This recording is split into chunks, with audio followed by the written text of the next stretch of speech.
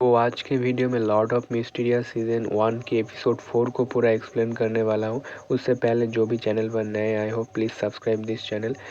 तो पिछले वीडियो में हमने देखा था क्लेन मॉर्टी मार्केट में एक टैरो कार्ड वाली लड़की से मिलता है, पर असल में वो एक एनिमल ट्रेनर होता है। अब चैप्टर में इसके बाद की कहानी स्टार्ट करते हैं। क्लेन कहते हैं मैंने कुछ स्टेपल फूड खरीद लिया है, तो मैं अब जाके लक रिचुअल कर पाऊँगा। और क्लेन घर पर जाके रिचुअल के लिए जो इंस्ट्रक्शन था उसने उसका पूरा ट्रांसलेट कर लिया था। क्लेन कहता है सच में हैमिस लैंग्वेज बहुत डिफ़िकल्ट है, लेकिन कोई बात नहीं, मैंने रिचुअल इंस्ट्रक्शन प्राचीन फेसेक और लियोन भाषा में ट्रांसलेट कर लिया है, तो मैं पहले उन्हें आजमाऊंगा। क्लेन अब घर के चारों कोने पर स्टेपल फूड रख कर लक रिचुअल स्टार्ट करता है।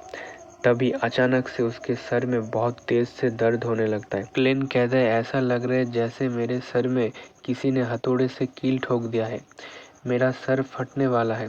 उसके बाद जब उसकी आँख खुलता है वो देखता है कि उसके आसपास चारों तरफ सिर्फ कोहरा है और वो एक अलग दुनिया में पहुंच गया है। उसके बाद सीन थोड़ा सा चेंज होता है, हमें एक लड़की दिखाया जाता है। उससे पहले मैं बता दूं इस लड़की का नाम है ऑड्रे हॉल, जो आईने के सामने खड़ा होकर कहता है जादुई आईने जल्दी करो और जाग जाओ, मैं तुम्हें हुक्म देता हूँ। पर इससे कुछ नहीं होता, तो वो लड़की मुंह फुला के बैठ जाती है और बोलता है तो पिताजी सचमुच मुझसे झूठ बोल रहा था। वो हमेशा मुझे कहते रहते कि ये जो आईना है कभी ये प्राचीन सोलोमन साम्राज्य के अंधकार सम्राट का हुआ करता था और वो एक मैजिकल खजाना है। तभी अचानक से वो देखता है कि मिरर में से कुछ चमक रहा है। उसके बाद सीन फिर से थोड़ा सा चेंज होता है और हमें एक जहाज़ दिखाया जाता है, जहाँ पर एक लड़का खड़ा था जिसका नाम है एल्गर विल्सन। उसके हाथ में एक डायमंड का हीरा था और वो कहता है हमारे पास अभी भी घोस्ट शार्क के खून कम है।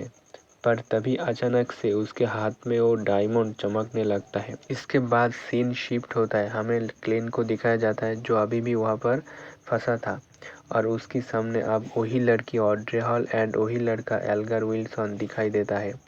ऑड्रे एंड एल्गर क्लेन से पूछता है ये कौन सी जगह है और तुम यहाँ क्या करने की कोशिश कर रहे हो। क्लेन कहता है ये दोनों लोयन लैंग्वेज में बात कर रहा है, पर मुझे खुद भी नहीं पता कि ये कौन सी जगह है।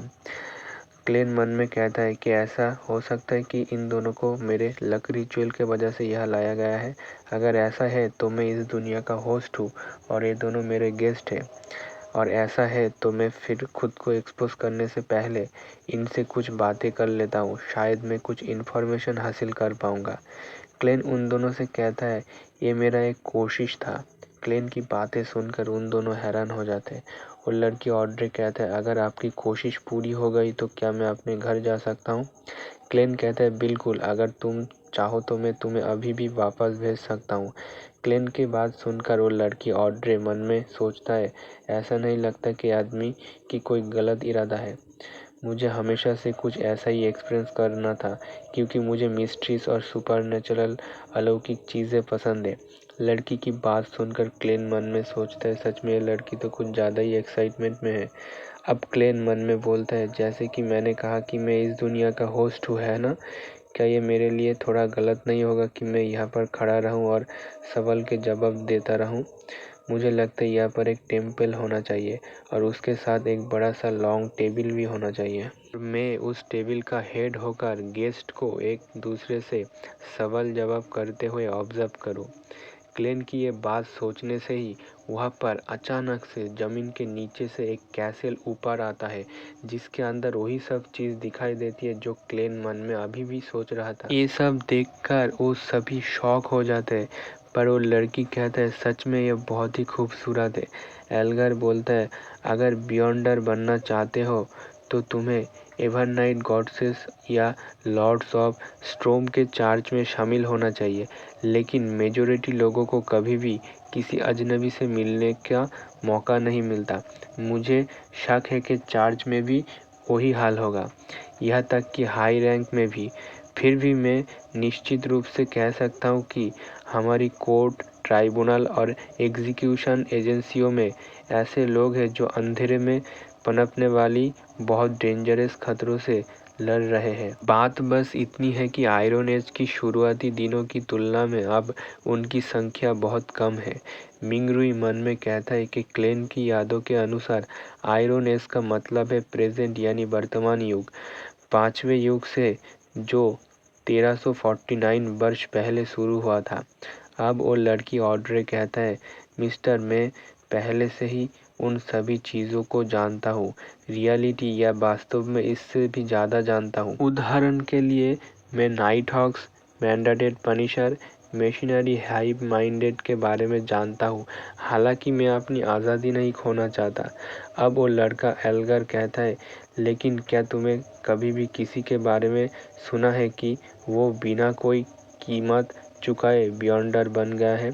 अगर तुम किसी चर्च में शामिल होकर उनकी टेस्ट नहीं देना चाहते हो तो तुम्हारे लिए एक ही ऑप्शन होगा कि उन कुछ महान नोबेल्स फैमिली में से होना होगा जिनका इतिहास कम से कम 1000 साल पुराना है। अगर ऐसा ना हो तो मैं मानता हूँ कि तुम अपनी किस्मत आजमा सकते हो और इविल ऑर्गेनाइजेशन में से किसी एक की खोज कर सकते हो जो शैडो में छुपा है। ऑड्रे कहता है, क्या तुम्हारे पास और कोई रास्ता नहीं है क्या?